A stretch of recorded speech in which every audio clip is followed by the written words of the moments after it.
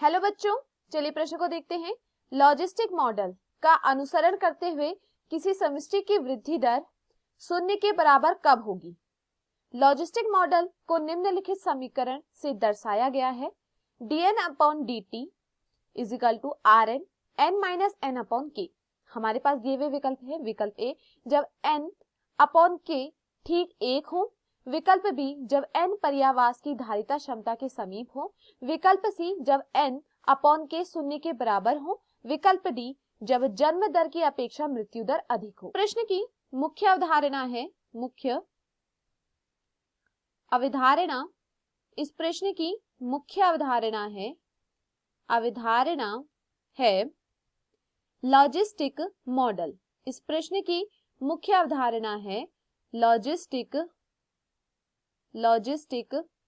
Model. देखिए, अगर बात की जाए लॉजिस्टिक मॉडल के विषय में कि आखिर लॉजिस्टिक मॉडल क्या होता है, तो देखिए लॉजिस्टिक मॉडल में हमें क्या देखने को मिलता है, यहाँ पर हमें देखने को मिलते हैं संसाधन क्या होंगे यहाँ पर सीमित। हमें यहाँ पर क्या देखने को मिलता है, जो संसाधन होते हैं वह क्या होते हैं, सीमित होते हैं।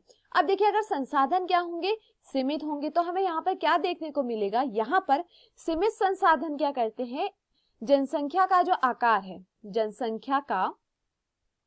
जनसंख्या का जो आकार है, जनसंख्या के आकार की सीमा को वो क्या करते हैं, निर्धारित करते हैं। जनसंख्या के आकार की जो सीमा होती है उसे ये सीमित संसाधन क्या करते हैं, निर्धारित करते हैं। और इसी को हम क्या कहते हैं, लॉजिस्टिक मॉडल, जहां पर सीमित संसाधन किसी जनसंख्या की सीमा को क्या करती है, निर्धारित करती है।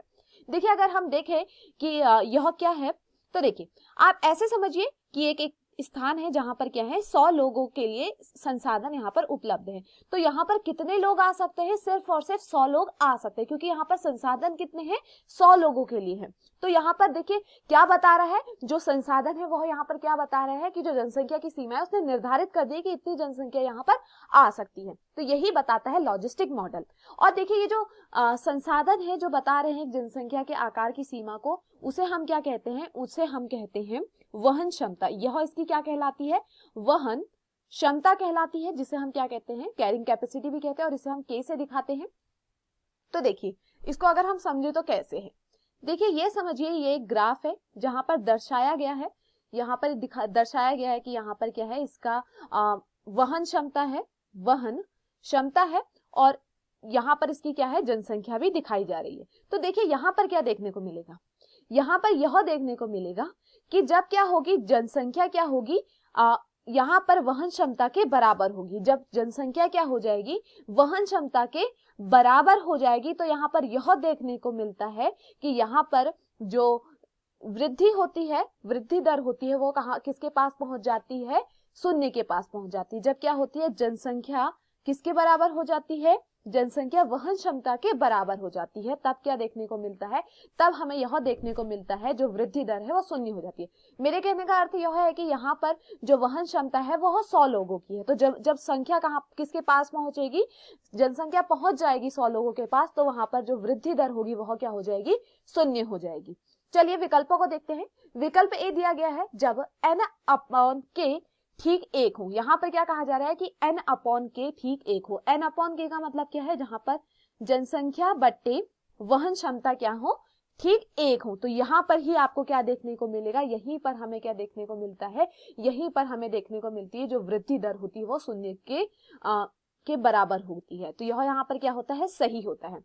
विकल्प बी दिया गया है जब n पर्यावास की धारिता क्षमता के समीप हो, तो यह यहाँ पर क्या होता है, गलत होता है। विकल्प सी दिया गया है जब n बटे k शून्य के बराबर हो, तो ऐसा नहीं होता है, यह यहाँ पर गलत होता है। जैसे ही यह क्या पहुंचती है, वहन क्षमता के पास पहुंचता है, तो यहाँ पर क्या देखा जाता है, जो वृद्धि दर है वह क्या होती है, शून्य के बराबर होती है। विकल्प डी दिया गया है जब जन्म दर की अपेक्षा मृत्यु दर अधिक हो, तो यह भी यहाँ पर गलत होता है कि जन्म दर की अपेक्षा अगर मृत्यु दर अधिक होगी तो हमें यहाँ पर वृद्धि दर शून्य दिखाई देगी, यह भी गलत होता है। तो दिए हुए विकल्पों में जो हमारा सही विकल्प है वो है विकल्प ए। मैं आशा करती हूँ आपको यह समझ में आया हो। धन्यवाद।